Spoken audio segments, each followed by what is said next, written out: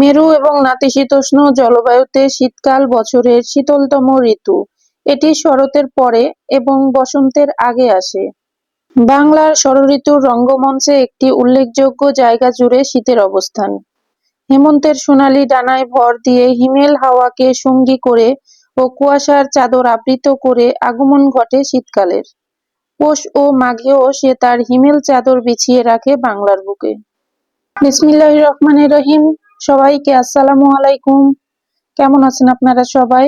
আশা করি আল্লাহ তাআলার অশেষ রহমতে যে যেখান থেকে আমার এই ভিডিওটি দেখছেন সবাই ভালো আছেন, সুস্থ আছেন। আলহামদুলিল্লাহ, আমরাও ভালো আছি। তো চলে আসলাম আরেকটি নতুন ভিডিও নিয়ে। নতুন আরেকটি ভিডিওতে আপনাদের আমন্ত্রণ। তো এই ভিডিওটি আমি শুরু করেছি সকাল থেকে, সকালে নাস্তা বানাচ্ছি ঠিক সেখান থেকে। তো আজকে সকালে নাস্তায় রুটি করে নিচ্ছি। ফ্রোজেন রুটি ছিল, তো সেগুলো শেষ হয়ে গিয়েছে। তো যেহেতু মা এসেছে এই জন্য ভাবলাম যে একটু বেশি করে রুটি করি।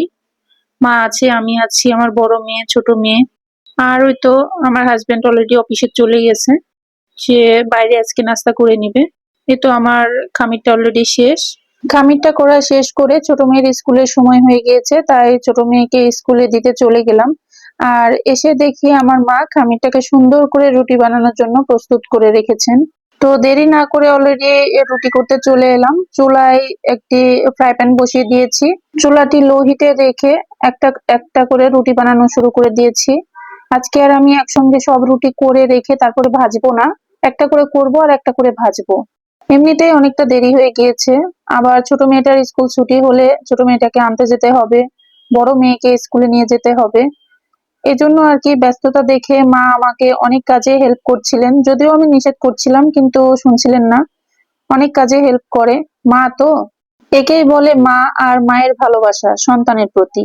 সন্তান যত বড়ই হোক না কেন মায়ের কাছে সে ছোটই থাকে। আপনাদের সঙ্গে কথা বলতে বলতে অলরেডি আমার একটা রুটি হয়ে গিয়েছে, তো ওইটা ফ্রাই প্যানে সেঁকতে দিয়ে চলে আসলাম বাকি রুটিগুলো করে নিতে। আসলে পুরো রুটি করার ভিডিওটা যদি আমি দেখাই তাহলে অনেকটাই বড় হয়ে যাবে আর আপনারাও বিরক্ত হয়ে পড়বেন। এজন্য পুরো ভিডিও না দেখিয়ে আমি অফ ক্যামেরায় রুটিগুলো করে ভেজে নিয়েছি। এই তো আমার সবগুলো রুটি করা শেষ হয়ে গিয়েছে। এখন আমরা নাস্তা করে নিচ্ছি। তো রুটির সাথে অন্যান্য ভাজি বা ডিম ভাজি কোনো কিছু করলাম না, কারণ গতকালের বেশ কিছু তরকারি আছে। তো সেই তরকারি দিয়েই আমরা সবাই নাস্তাটা করে নিলাম। এই তো সকালের নাস্তা শেষ করে চলে আসলাম পুনরায় রান্নাঘরে। যেহেতু রুটি করেছিলাম, চুলার বিভিন্ন জায়গায় কিছু আটা পড়েছে। তো ভাবলাম যে চুলাটা আগে ভালো করে মুছে নিই, তারপরে যে খাওয়া দাওয়া শেষ করলাম যে থালা বাটি রয়েছে সেগুলো ভালো করে ক্লিন করে নিই। যে বাবা সেই কাজ, অলরেডি এই তো চুলা মোছা শুরু করে দিয়েছি। চুলা মোছা শেষ করে খাবারের যে থালা প্লেট ব্যবহার হয়েছিল সেগুলো, তার পাশাপাশি রুটি করার জন্য যে বেলনা পিঁড়া ব্যবহার হয়েছিল সবগুলো আমি খুব ভালো করে ধুয়ে নিব। থালা বাটি পরিষ্কার করতে করতে ভিডিওটির এ পর্যায়ে আমার আপু ভাইয়াদের কাছে সেই পুরনো রিকোয়েস্টটা করেই নিই। ভিডিওটির এ পর্যায়ে যারা চলে এসেছেন তারা প্লিজ একটি লাইক দিয়ে ভিডিওটি কন্টিনিউ করবেন, এবং ভিডিওটি যদি আপনাদের ভালো লাগে তাহলে আমার চ্যানেলটি সাবস্ক্রাইব করে আমার পরিবারের বন্ধু হয়ে থেকে যেতে পারেন। আর এ ধরনের লাইফস্টাইল ব্লগ ভিডিও পেতে চাইলে পাশে থাকা বেল বাটন অপশন অল করে রাখবেন। তাহলে নতুন ভিডিও ছাড়া মাত্রই আপনার কাছে নোটিফিকেশন পৌঁছে যাবে। তখন আপনি আপনার সময় অনুযায়ী দেখে নিতে পারবেন। ইতিমধ্যে যে আপু ভাইয়ারা এই কাজটি করে দিয়েছেন তাদেরকে আমার পক্ষ থেকে অসংখ্য অসংখ্য ধন্যবাদ। আর অন্তরের অন্তঃস্থল থেকে এত এত ভালোবাসা ও কৃতজ্ঞতা জানাচ্ছি। এরই মধ্যে আমার ছোট মেয়ের স্কুল ছুটি হয়ে গিয়েছে। হাতের কাজটি শেষ করে অফ ক্যামেরায় ছোট মেয়েকে স্কুল থেকে নিয়ে এসে দেখি মা অলরেডি রান্না বসিয়ে দিয়েছে। নাস্তা খাওয়া শেষ করে আমি যখন চুলা পরিষ্কার ও থালা বাটি ধুয়ে নিচ্ছিলাম, মা তখন দুপুরের রান্নার জন্য সব কাটা বাছা করে নিচ্ছিলেন। এই তো এসে দেখি অলরেডি রান্না চাপিয়ে দিয়েছে।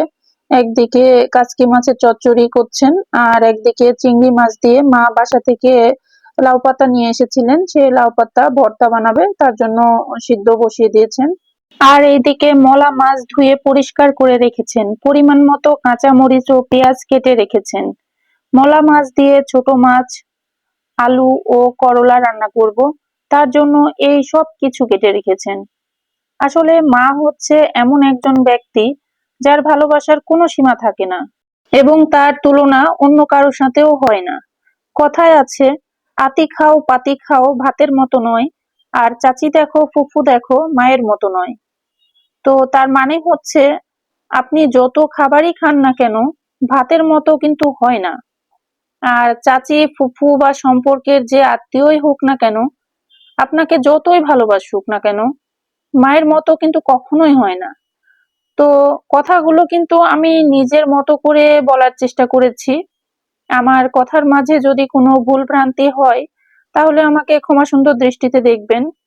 আসলে কোনো মানুষই ভুলের ঊর্ধ্বে নয়। প্রতিটা মানুষের জীবনেই কম বেশি ভুল আছে, সে হোক ছোট বা বড়, সকলেরই ভুল হয়। আর এ ভুল থেকে কিন্তু মানুষ অনেক কিছু শিখে। তো আপনাদের সাথে কথা বলতে বলতে কাচকি মাছ টমেটো দিয়ে চচ্চড়ি করে নিয়েছি, তারপর চিংড়ি মাছ দিয়ে বাড়ি থেকে নিয়ে আসা লাউ পাতা এবং তার সাথে পরিমাণ মতো রসুন পেঁয়াজ ও কাঁচামরিচ, স্বাদ মতো লবণ ও তেল দিয়ে সিদ্ধ করে নিয়েছি। তারপর করলা, ছোট আলু, মলা মাছ দিয়ে রান্না করে নিয়েছি। তারপরে এই তো দুপুরে খাবারের আগে শিলপাটায় ভর্তা করে নিচ্ছি। তবে এই ভর্তার সাথে আপনারা চাইলে কয়েক টুকরা আলু, সিম বা আপনাদের পছন্দ অনুযায়ী সবজি এখানে যোগ করতে পারেন। তবে আমি লাউ পাতা দিয়ে চিংড়ি মাছ ভর্তা অনেক পছন্দ করি। এই জন্য মা মনে করে বাড়ি থেকে আসার সময় লাউ গাছ থেকে লাউ পাতা নিয়ে এসেছিলেন। তবে এখানে একটা কথা, যে চিংড়ি মাছগুলো আমার একটু বড় সাইজের হয়ে গিয়েছে। তো সেদিন বাজারে কোনো চিংড়ি মাছ ছোট সাইজের ছিল না, এই জন্য আর কি বড় সাইজেরই নিতে হয়েছে। তো ছোট সাইজের চিংড়ি মাছে ভর্তা বেশি মজা লাগে। যেহেতু সেই দিন বাজারে কোনো ছোট চিংড়ি মাছ ছিল না, তাই একটু সাইজে বড় হওয়ায় মাথা ও লেজের খোসা ছাড়িয়ে নিয়েছিলাম। এতে করে শিলপাটাতে বাটতে বেশ সুবিধা হয়েছিল। তো দুপুরের জন্য যেটুকু ভর্তা প্রয়োজন ঠিক সেটুকু শিলপাটাতে বেটে নিলাম, বাকিগুলো আমি একটা বাটিতে ফ্রোজেন করে রাখবো। তো এই ভর্তাতে আমি একটু সরিষার তেল অ্যাড করেছিলাম। ভর্তা শেষ করে সরিষার তেল দিয়ে ভর্তা মাখিয়ে সার্ভ করলে খুব মজা হয়। আর শিলপাটায় যে কোনো ভর্তা যে কি মজা, তা তো আপনারা জানেন। মুখের রুচির পরিবর্তন আনে কিন্তু এই ভর্তা। এই তো অলরেডি আমার ভর্তাটা হয়ে গিয়েছে। তো আমার ভর্তাটা কেমন হয়েছে তা আপনারা জানাতে ভুলবেন না। আর আপনারা কে কিভাবে ভর্তা করে খান অবশ্যই জানাবেন। আর এই তো দুপুরবেলা আমরা সবাই আর কি খাওয়া দাওয়া করতে বসে গিয়েছি। তো এই যে সেই ভর্তা, তারপরে ছোট মাছ মানে মলা মাছ দিয়ে করলা আর কাচকি মাছের চচ্চড়ি, এই নিয়ে আমাদের আজকে দুপুরের খাওয়া। তো আমার বড় মেয়ে শুধু ভর্তা দিয়েই খাচ্ছিল, এতটাই টেস্টি হয়েছে, অন্য কোনো তরকারি সে নিচ্ছিল না।